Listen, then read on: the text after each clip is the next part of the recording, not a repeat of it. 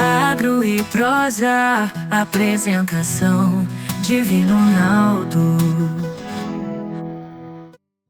Nós estamos no período o período de seca ainda, né? Não está chovendo, mas as chuvas logo vão começar. E o assunto de hoje tem tudo a ver com isso. O meu entrevistado de hoje será Rodrigo Naime, que é consultor de desenvolvimento de mercado e produto. É especialista em cana, em citros e em eucalipto. E o tema da nossa entrevista será controle da cigarrinha das raízes nos canaviais. Rodrigo, é um prazer falar com você. Seja muito bem-vindo ao nosso programa e nosso podcast. Muito obrigado. Para mim também é uma alegria e um prazer estar aqui e poder contribuir com todos os participantes aí com informações técnicas que assegurem maior produtividade, rentabilidade e qualidade da produção. Falar de canavial nesse momento é importante porque nós tivemos muitos focos de incêndio esse ano, eu acho que até muito acima da média, né, Rodrigo? É verdade. Nós estamos vivendo um ano atípico porque as chuvas elas interromperam um pouco mais cedo e nós já tivemos um verão com poucas chuvas. Então a quantidade de palha, a quantidade de matéria seca no campo é muito grande mesmo. Então a exposição e o risco a incêndios é maior, né? Esses incêndios, eles acabam destruindo a parte da produtividade, a produção. Isso é um problema muito sério, inclusive ambiental. Rodrigo, antes de entrar na questão da cigarrinha, o fato de nós termos tido um período mais seco, um período até mais prolongado, com menos chuvas, isso influencia de alguma forma em relação a pragas e doenças da cana-de-açúcar? Essa sua pergunta é muito interessante, muito obrigado. Porque, na verdade, na maioria das culturas, de uma forma geral, a gente pode dizer que a seca favorece a ocorrência de pragas, exceto duas pragas importantes que ocorrem na cultura da cana-de-açúcar. A broca da cana, que ocorre no período chuvoso, e o nosso assunto principal, a cigarrinha das raízes. Ela ocorre exclusivamente no período chuvoso e precisa ser controlada para que não cause danos graves e um prejuízo muito alto para os agricultores. Quais são, já entrando no assunto aí da cigarrinha das raízes, quais são os principais fatores que tornam o período chuvoso mais propício, Rodrigo, para a proliferação da cigarrinha das raízes nos canaviais? A cigarrinha é um inseto muito interessante, ela fica abrigada nas proximidades do sistema radicular da planta, ali na região do solo mesmo, né? Então, a cana-de-açúcar, à medida que vai crescendo, vai formando um espaço com muita palha, né? Muita palha, que são das colheitas anteriores, vai se acumulando palha. E essa palha, somado ao período chuvoso que eu tenho chuva, eu elevo o nível de umidade no meu solo e nessa palhada. Eu crio um microclima, que é ideal para a cigarrinha. Ela precisa dessa umidade. A cigarrinha das raízes da cana, a Maranarva SP, ela produz uma espécie de espuma mesmo, literalmente uma espuma. Se você abre a palha ali no colo da planta, no solo, você já vai observar essa espuma e é uma estrutura de proteção para a cigarrinha. Mas essa espuma, ela só consegue produzir se tiver umidade. Sem umidade, ela realmente fica indefesa e daí o calor, a alta temperatura, mata a cigarrinha. E ela fica ali sugando a planta, se alimentando e gerando seus descendentes, aí avançando no crescimento populacional e causando prejuízos, né? Você falou desse microclima, eu tenho certeza que muita gente já viu essa espuma ali e não sabia o que era. Mas como é que essas condições climáticas, como a temperatura e a umidade, influenciam o ciclo de vida da cigarrinha das raízes e a sua capacidade de causar danos à cana-de-açúcar? Olha, a cigarrinha biologicamente desenvolveu um sistema de resistência. Ela, à medida que as fêmeas vão fazendo a postura, parte dos ovos, a maior parte dos ovos, eles ficam numa estrutura de resistências.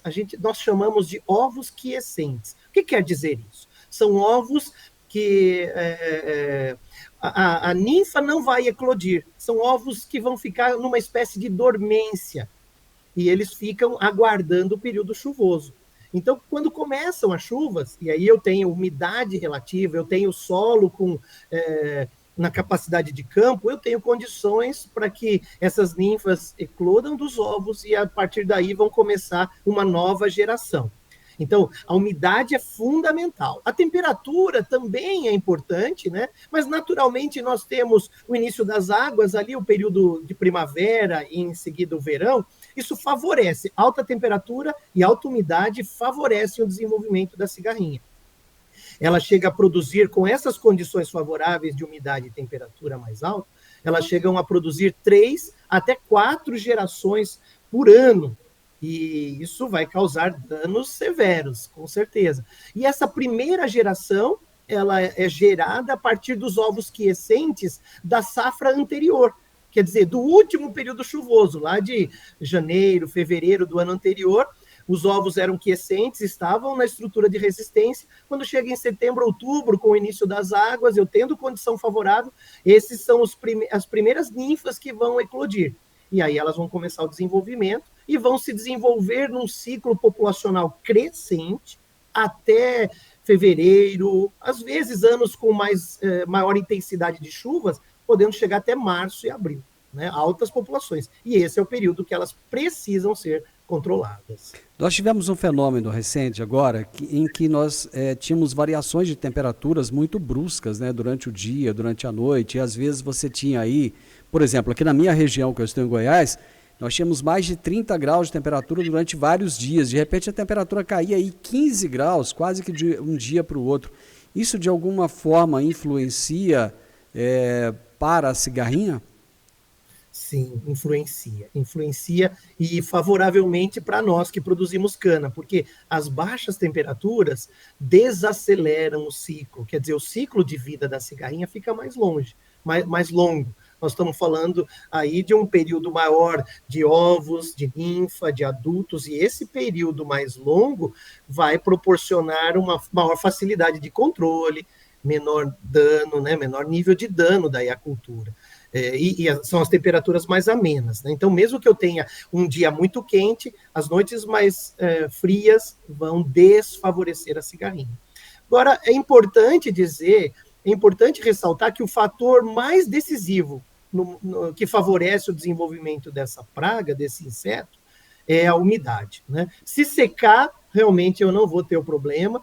Nós observamos isso em dezembro, janeiro de 2024, dezembro de 2023 e janeiro de 2024, nós tivemos um menor índice de chuvas, né? A precipitação foi bem menor e aí, consequentemente, a população de cigarrinha também foi bem menor. Lembra assim, o inseto, geneticamente ele está desenvolvido, vamos dizer assim, naturalmente, claro, mas a sua genética foi preparada para enfrentar os períodos secos através daqueles ovos que eu chamei inicialmente de ovos quiescentes.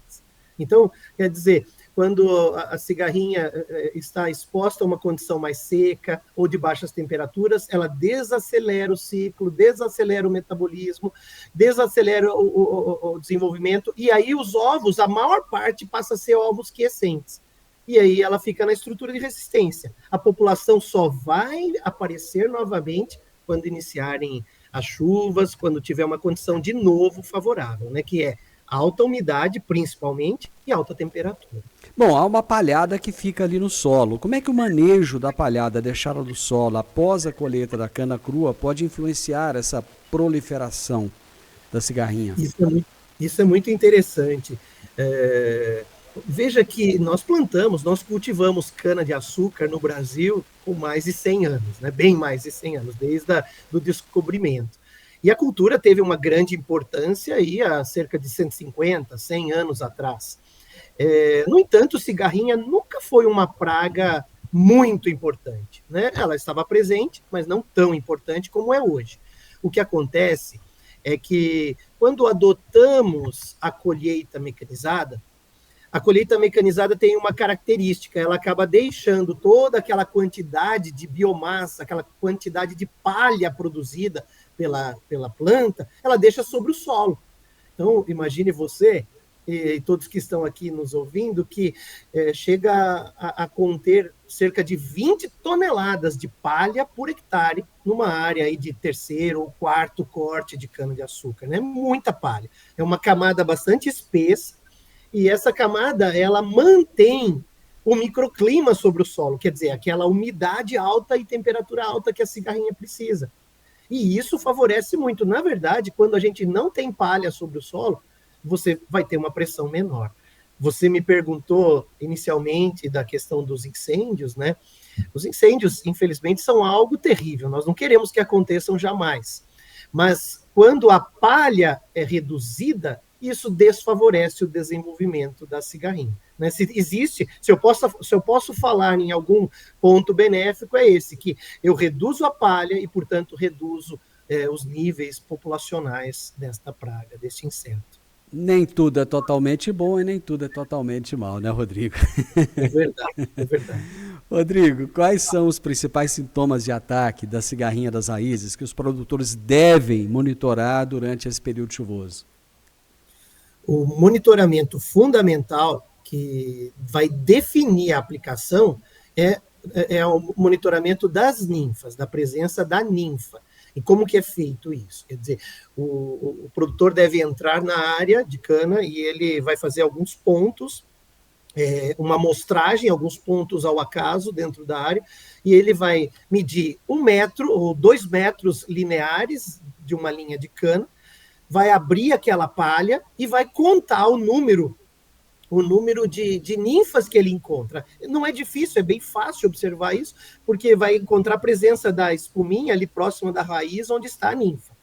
Então, aí a questão é assim, se ele encontrar de 1 até 7 ninfas por metro linear, ele precisa aplicar. Quando será 1 e quando será 7, né, vai depender da variedade. Existem variedades que você precisa trabalhar com um nível de controle um pouco mais ajustado, que eu estou falando de 1 ou 2 cigarrinhas, ninfas de cigarrinha por metro. E se eu estiver trabalhando com uma variedade mais tolerante, né, então eu vou poder trabalhar com um nível mais alto, com 7 ninfas. Esse é o primeiro fator. Se ele encontrou o nível de controle, né, de 1 a 7 ninfas por metro linear da cana, ele precisa aplicar. Agora, ele também pode observar outras coisas. Ele pode observar, por exemplo, na cultura, quando a ninfa está sugando a planta, é claro, ela está a água, nutrientes que a planta está extraindo do solo e translocando para a parte aérea, que vão se transformar no açúcar, na sacarose que a gente deseja, e isso vai estar sendo roubado pela ninfa, pela cigarrinha. E ela rouba em grandes quantidades.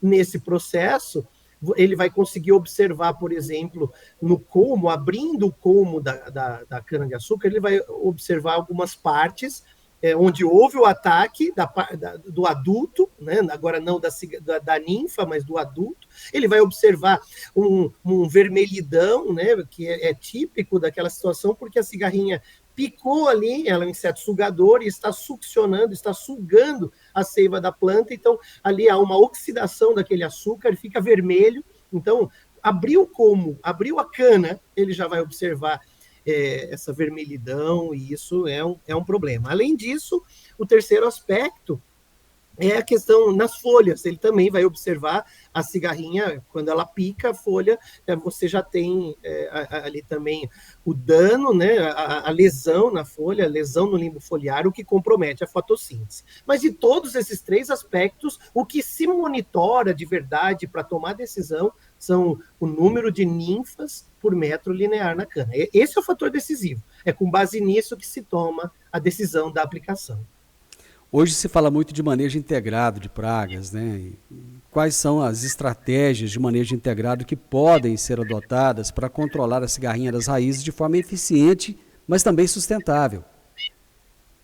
Perfeito, obrigado por essa pergunta, porque é por isso que a minha profissão existe, né? Nós existimos para contribuir para que os agricultores produzam mais, mas produzam com mais sustentabilidade.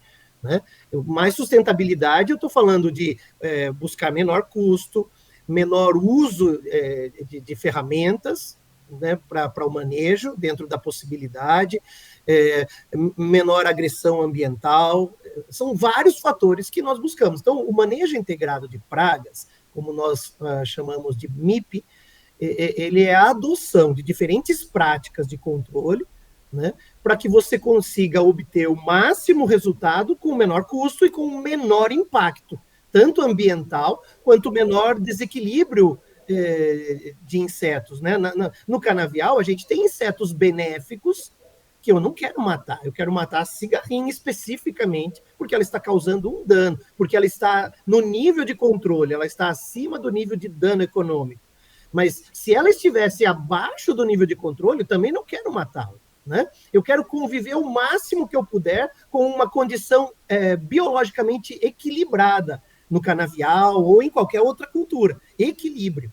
Então, o MIP preconiza justamente a busca desse equilíbrio, com a adoção de diferentes métodos de controle e que são utilizados sempre com base no monitoramento, no levantamento populacional da praga. As aplicações são sempre feitas no nível de controle.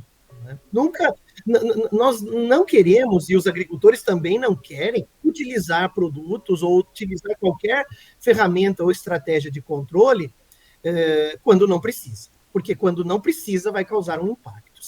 A gente pode fazer uma analogia, sabe? Como nós, se eu tenho uma infecção e eu faço um exame e constato essa infecção, veja, o monitoramento. Eu sei que estou com uma infecção. E eu preciso controlar essa infecção, porque senão esse organismo vai se multiplicar no meu corpo e vai ceifar a minha vida. Então, eu preciso lançar mão de um controle. Aí o médico, que é responsável, ele olha o monitoramento, que é o exame, e ele fala, olha, a sua infecção é muito grave, então nós precisamos usar uma ferramenta de controle muito mais agressiva.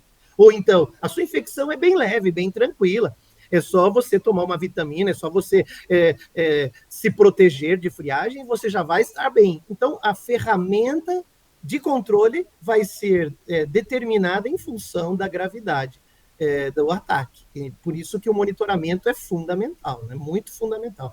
Então, quando eu falei para você que nós temos que monitorar, se eu tenho uma ninfa por metro, ou se eu tenho 7 ninfas por metro, é claro que minha estratégia de controle é diferente.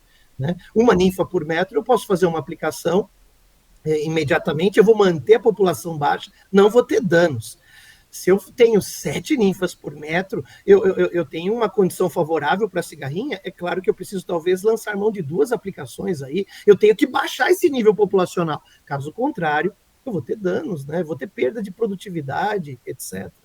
Mas você falou, talvez, da necessidade de aumentar a quantidade de aplicações e a rotação dos inseticidas com diferentes modos de ação, ela pode ajudar a prevenir o desenvolvimento da resistência da cigarrinha, por exemplo, a esses produtos que são aplicados, Rodrigo?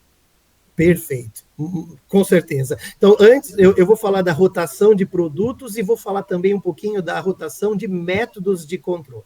Vou começar com métodos de controle, porque você havia perguntado sobre o MIP, e isso é muito importante nós apresentarmos para as pessoas que estão participando. Veja, eu tenho ferramentas de controle químico, né? São produtos defensivos agrícolas que foram desenvolvidos e registrados, né, para aquele controle. Tem uma dose, tem um posicionamento, um momento de aplicação.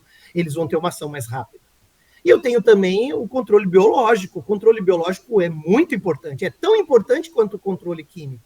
E ele é mais uma ferramenta, né? Inclusive de manejo de resistência.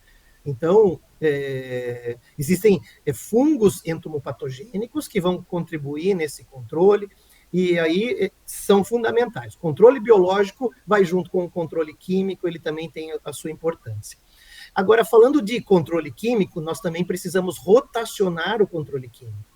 Então, nós temos alguns grupos de mecanismos de ação de produtos químicos para matar cigarrinho. Se eu usar sempre o mesmo mecanismo de ação, isto é, a mesma forma para eliminar a praga, é claro que eu vou começar a selecionar, né? Eu vou começar a selecionar indivíduos que são tolerantes a esse mecanismo. Então, existem o grupo dos neonicotinoides. Eles são muito utilizados no manejo de cigarrinha. Se eu apenas lançar a mão dos neonicotinoides, eles mimetizam, os neonicotinoides, eles imitam ou mimetizam a acetilcolina, então, que faz a passagem do impulso nervoso entre uma célula nervosa e outra, pela sinapse, né? Há um espaço entre as duas células e a passagem do impulso elétrico para que haja a movimentação do inseto é feita pela acetilcolina. Os neonicotinoides inibem a acetilcolina. Só que se eu apenas utilizar essa ferramenta, haverão indivíduos que não vão morrer. Eles são mais tolerantes. E aí, com uma sequência de aplicações iguais, eu vou selecionar só esses indivíduos. E eles vão começar a se reproduzir na população. Daqui a pouco nós temos uma população predominantemente daqueles insetos resistentes. E isso é muito grave, né? Porque você pode destruir uma ferramenta tão importante de manejo. Então, o que deve ser feito? Você precisa rotacionar mecanismos de ação. Nós apresentamos, por exemplo, o neonicotinoide, que eu acabei de comentar. Existem também os produtos juvenoides. O que é um juvenoide? Ele é um produto que foi desenvolvido, ele imita o hormônio juvenil de crescimento daquele inseto. Isso é extremamente específico. Por isso, é um produto bastante seletivo, bastante seguro, não tem nenhum impacto, né, para mamíferos, por exemplo, porque não tem o mesmo hormônio. Então, isso foi desenvolvido especificamente para aquele inseto. E aí, se eu combino essas duas ferramentas em mistura, aqueles insetos que eram tolerantes ao neonicotinoide vão morrer por causa do hormônio juvenil. Ou então, vice-versa. Assim, eu tenho um controle melhor e um risco de resistência menor.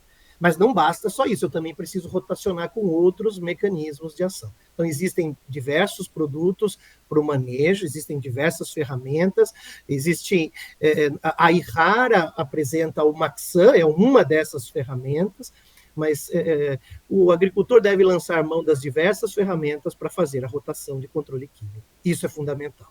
Bom, você citou o Maxan, né? Então, em termos de controle químico, quais são as principais características do Maxan, que o tornam assim tão eficaz contra as cigarrinhas das raízes, conforme você disse? Uhum.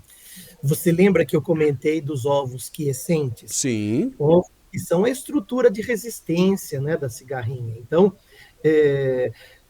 de um período chuvoso para o outro período chuvoso, né, eu tenho uma manutenção populacional na minha área justamente por causa dessa estrutura de resistência. A proposta do Maxan é justamente essa, quer dizer, nós combinamos dois mecanismos de ação diferentes num mesmo produto, sendo que um mecanismo de ação vai matar as ninfas e os adultos. E o outro mecanismo de ação vai eliminar os ovos. Então, isso é importante. Ele vai eliminar tanto ovos que já são daquela geração e que daqui a pouquinho a ninfa vai eclodir, mas eles também vão eliminar os ovos quiescentes. Então, a tendência com este tipo de manejo é você ir reduzindo o nível populacional para as próximas safras, o que permite daí um controle mais equilibrado, um controle com resultados melhores e impactos menores. O Maxan também é bastante seletivo a inimigos naturais, bastante seletivo, pode ser aplicado, inclusive com fungos que vão ter um controle. É um produto bastante completo, de longo residual. Residual é importante porque eu não posso fazer inúmeras aplicações em função do crescimento da cana. A cana-de-açúcar, ela é mais sensível à cigarrinha quando ela está pequena, ali com menos de 50 centímetros de altura, e iniciou o período chuvoso. Quando vai acontecer isso? Vai acontecer com as canas que foram colhidas no período seco, em junho, julho, agosto, agora, né? As canas que nós estamos colhendo nesse período, que a safra começa desde abril, mas as canas que eu estou colhendo agora, elas vão estar pequenas ainda no início do período chuvoso, seja lá em setembro ou outubro, ou aí em Goiás, como você comentou, em novembro, que as chuvas começam um pouquinho mais tarde. Então, essas canas vão estar pequenas, vão estar muito suscetíveis. Aí eu faço a aplicação do inseticida com barra, né, com um pingente adaptado na barra de aplicação, e ele é direcionado ao colo da planta, justamente aquela região próxima das raízes, onde a cigarrinha está. E aí é importante esse tipo de aplicação. Mas depois a cana vai crescer, porque vai continuar chovendo, e quando eu chegar em dezembro, a cana vai estar grande. E aí eu preciso que o produto, que o inseticida, tenha um residual por todo esse período, né, para que eu não tenha um surto populacional.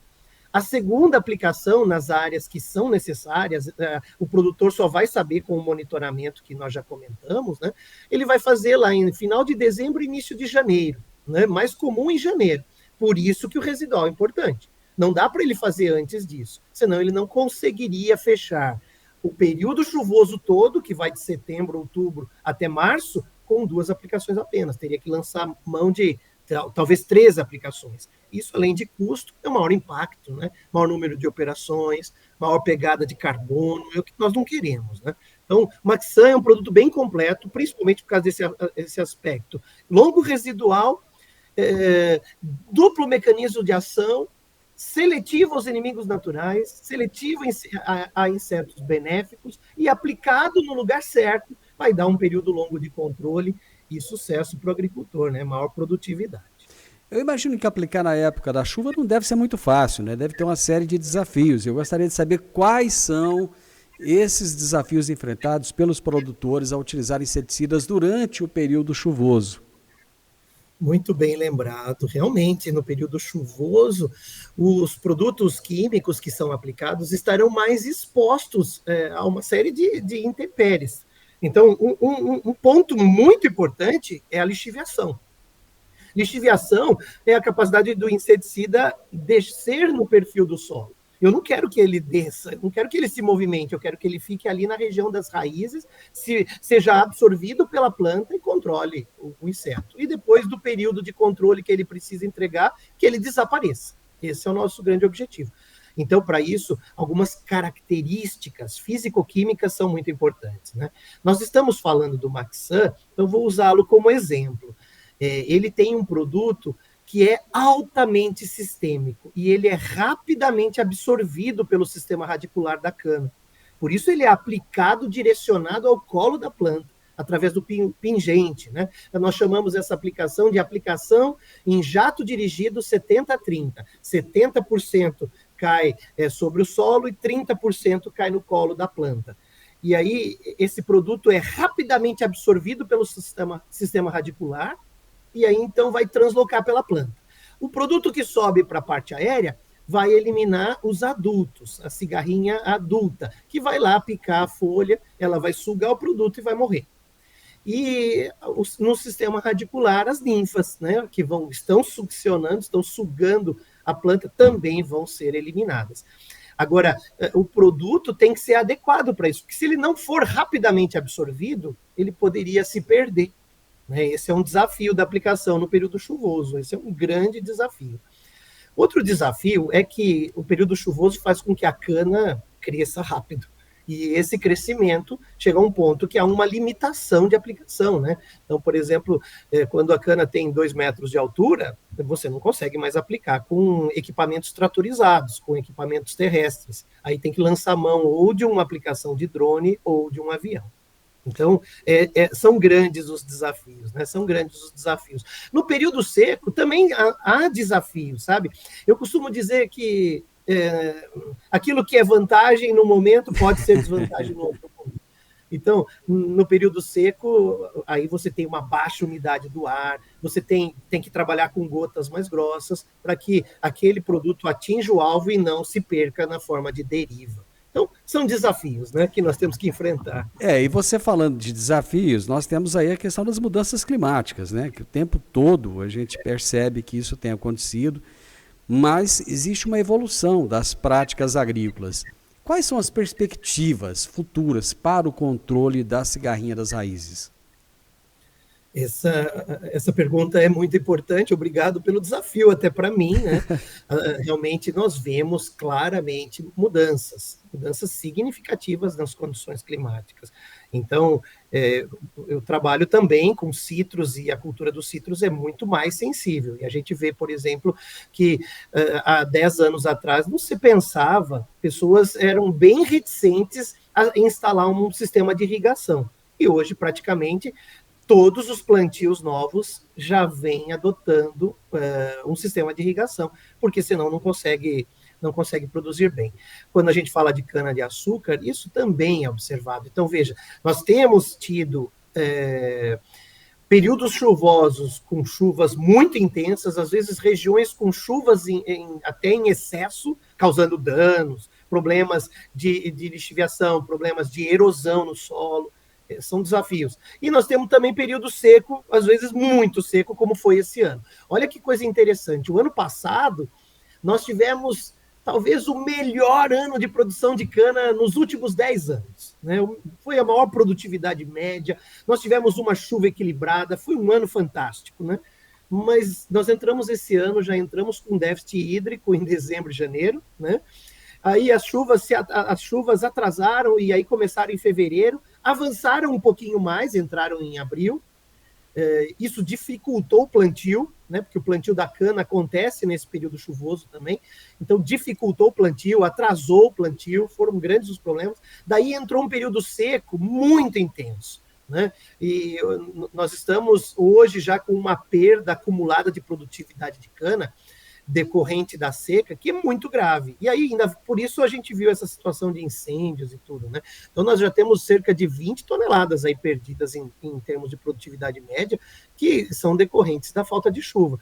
O que a gente ganhou no ano passado, talvez a gente esteja perdendo esse ano, né? Eu digo talvez porque eu não medi exatamente, mas a gente tem uma perda muito significativa. E isso é um desafio. Então, aí, voltando para a pergunta, né?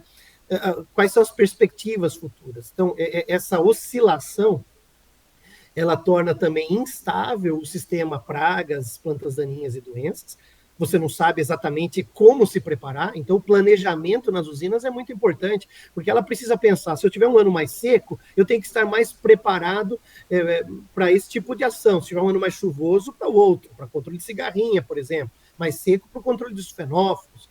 Então, o planejamento nas usinas é fundamental. Eu diria que é a área mais importante que vai definir aí o preparo daquela estrutura de produção para enfrentar as situações. Cada ano que passa tem sido diferente. Eu comecei toda a minha apresentação dizendo que esse é um ano atípico, mas nos últimos 10 ou 20 anos que eu trabalho com cana-de-açúcar, ainda não vi um ano que a gente aprendeu na escola que chamava-se típico. Né? Todos foram atípicos. E esse é o maior desafio, quer dizer, o que fazer? Então, o planejamento é fundamental, quer dizer, você precisa estar preparado. As previsões climáticas, né, têm se desenvolvido, têm sido aprimoradas, ainda há muito que se aprimorar, mas a gente já vê melhorias, a gente já vê estruturas de produção com uma mini estrutura de monitoramento climático, isso é muito importante, isso já é uma estrutura acontecendo. A gente já vê também empresas de produção investindo em áreas irrigadas, veja que interessante, até em cana-de-açúcar, nós já temos usinas lá no Nordeste, por exemplo, que funcionam com cana irrigada. Então, o futuro mostra que nós precisamos cada dia mais investir em tecnologias para nós superarmos essas grandes alterações, né, de clima, porque será um ano seco, será um ano úmido, será favorável à praga, será favorável à produção. No planejamento eu tenho que estar preparado para isso. Rodrigo, esse é o maior desafio. Com certeza não é fácil. Para a gente finalizar a nossa prosa, fechar aqui com chave de ouro, de que forma a conscientização e o treinamento dos produtores sobre as melhores práticas de manejo podem ajudar a minimizar, pelo menos, esses impactos, né, da cigarrinha das raízes aí durante o período chuvoso? Olha, para responder essa pergunta, eu quero começar a fazer uma introdução falando do trabalho da Ihara, que eu estou há 25 anos nessa empresa, e nosso slogan diz que a agricultura é a nossa vida. Nossa missão é contribuir para que a agricultura continue alimentando e movendo o mundo. Essa é a nossa missão. Então, por que eu estou dizendo isso? Porque essa missão nós não conseguimos cumprir apenas oferecendo boas ferramentas. As boas ferramentas são importantes, e esse é um dos pilares principais que regem o trabalho da Ihara, quer dizer, desenvolver ferramentas que possam, de fato, resolver o problema com menor impacto, menor custo, maior sustentabilidade. Mas o outro pilar, sem dúvida, é a sua pergunta. O outro pilar é, essas ferramentas precisam ser usadas adequadamente, precisam ser aplicadas no momento certo, precisam ser monitoradas. Enfim, tem uma série de pontos que o agricultor, que o produtor, ele precisa conhecer, e só vai conhecer com o treinamento. Então, o segundo pilar é o nosso treinamento, a nossa extensão, né, a nossa presença no campo. Né, nós temos até um KPI, né, uma meta interna para todos os funcionários que nós precisamos estar predominantemente no campo. Mais de 70% do nosso tempo tem que ser no campo, junto com os agricultores, fazendo treinamento, fazendo extensão, orientando, posicionando o produto, demonstrando a eficácia. Muitas vezes a gente monta uma espécie de pequenos experimentos demonstrativos que eles não servem para a gente descobrir alguma coisa, eles servem para a gente ensinar o produtor. Né? Então, o treinamento para o produtor não é apenas teórico, não é apenas numa palestra ou numa sala de aula. É um treinamento também no campo. Nós vamos junto com ele, vamos olhar, vamos levantar praga. Esse monitoramento que eu falei, o levantamento de cigarrinha, muitas vezes nós vamos junto com ele, vamos abrir, vamos fazer, deixa eu explicar a metodologia, deixa eu demonstrar a metodologia, aí voltamos no escritório, fazemos na planilha o quanto deu o levantamento, auxiliamos o agricultor a tomar a decisão, olha, nesse momento é melhor usar tal ferramenta ou tal ferramenta. Então, o treinamento é fundamental. As ferramentas não trabalham sozinhas. Elas precisam do nosso trabalho de treinamento, de capacitação, de orientação, de posicionamento, para que sejam usadas corretamente e, assim, o produtor alcance o máximo potencial da produção dele. Né? O nosso foco é isso. Nosso foco, a nossa razão de existência são os agricultores. Nós queremos que eles tenham sucesso na atividade, altas produtividades, rentabilidade, e a gente quer efetivamente contribuir com isso. Isso é o nosso maior produto. Meu amigo, que show, viu? Obrigado por proporcionar esse show de informações, essa fala tão motivada sua, realmente. Tem que ter 25 anos aí de carreira numa empresa para poder falar com tanta propriedade, para falar com tanta alegria. Te agradeço imensamente, muitíssimo obrigado e volte mais vezes. Muito obrigado. Também agradeço a você, agradeço a todos pela oportunidade. Contem comigo sempre. Eu conversei hoje com o Rodrigo Naime, que é consultor de desenvolvimento de mercado e produto, especialista em cana, citros e eucalipto. E o tema da nossa entrevista foi o controle da cigarrinha das raízes nos canaviais. Se você gostou da nossa prosa, deixe pra gente um gostei, compartilhe com outras pessoas, deixe um comentário e se inscreva nesse canal. Um grande abraço para você e até a nossa próxima prosa. Tchau, tchau.